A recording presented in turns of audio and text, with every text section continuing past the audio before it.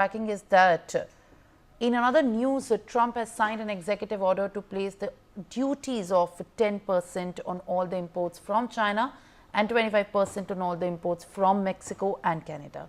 But energy imported from Canada, including oil, natural gas and electricity, would be taxed at a 10% rate. Canadian Prime Minister Justin Trudeau has announced his government and will impose 25% tariffs on American goods worth 155 billion Canadian dollars in retaliation for the US President Donald Trump's decision to impose 25% tariffs on all the imports from the neighboring nation starting from Tuesday. Meanwhile, Mexican President Claudia Sheinbaum has announced that Mexico would impose retaliatory tariffs and take other measures as well to protect its interest. She also rejected Trump's accusation that the Mexican government has ties with the criminal organizations. My colleague Aditya is joining me live on the broadcast. Aditya, now in fact a tit-for-tat move can be seen after Trump's move of imposing the tariffs from Mexico, where the Mexican president has also in fact retaliated, also dismissing the claims that have been made by Trump.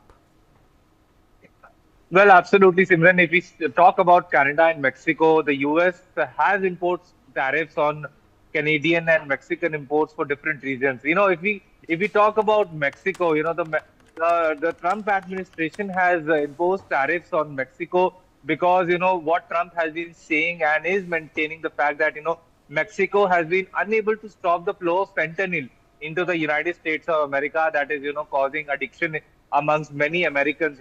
That is the major thing that why the United States has imposed tariffs, and this has resulted in the Mexican Prime Minister Claudia Sheinbaum, who is considered as a leftist leader, has now imposed retaliatory tariffs on the United States of America.